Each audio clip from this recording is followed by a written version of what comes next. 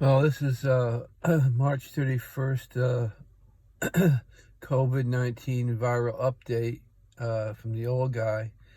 Uh, the good thing about social distancing is that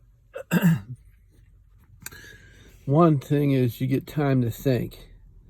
But me being a member of WOA, which is my own organization, Worry Overthinking Anonymous organization, we're helpless against overthinking and worrying, which is not good. So it's good to maintain contact, but with social distancing, you can't do it except digitally on the internet. So the only way you can stay in contact with self-containment or quarantine or social distancing is doing that.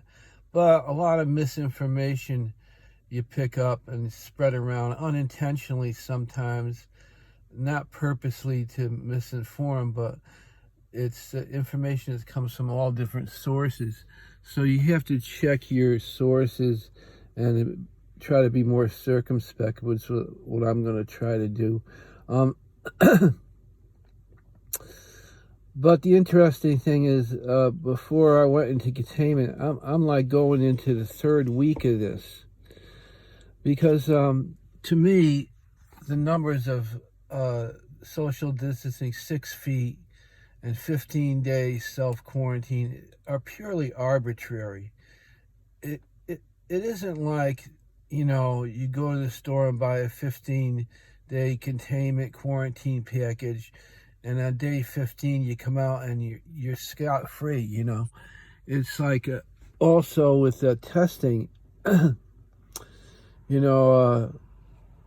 test is a snapshot in time. I was talking with two friends of mine. One was a retired local research team leader, Yale graduate, PhD in infectious diseases. He headed up a local team that helped develop the AIDS cocktail. The other one is a retired doctor, an MD pediatrician. And they gave me some good information. They didn't seem as quite as worried and as other people, So I asked them why, and they said, well,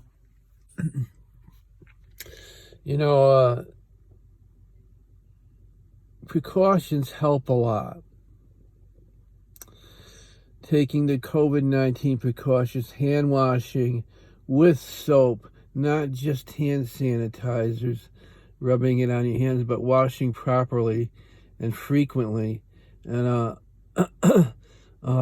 self-containment, not just a 6 feet rule, but as much distance as you can. Because the virus didn't come and say, okay, I'm not going to affect anybody over 6 feet, and at 15 days, I'm out of here. I'm not going to bother anybody.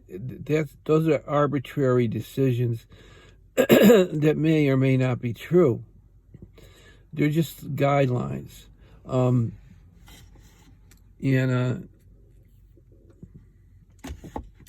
So, it looks as though these arbitrary guidelines, that's all they are. But my feeling is they're not good enough. Because the spread is, and the growth of this virus is going around. The other thing is when you look at these maps, you get a mindset that the virus is like saying, okay, now we're going to leave New York and go to Delaware, and then people in Virginia, we'll get to them next, but it isn't limited to state lines, we like to have things in research in neat boxes with neat, clean explanations. It's just that it's not true. But the precautions will reduce the probability of either you getting the virus, or they might reduce the length you have the virus or the symptoms, so you don't disregard them. But they're arbitrary. They're decided. Those guidelines are decided by human beings.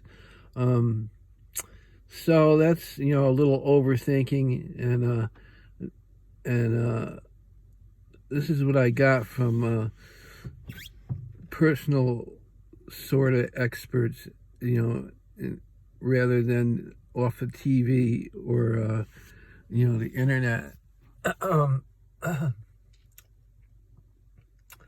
So, for me, my thing is, I'm going to extend this sort of self-containment for as long as it need be.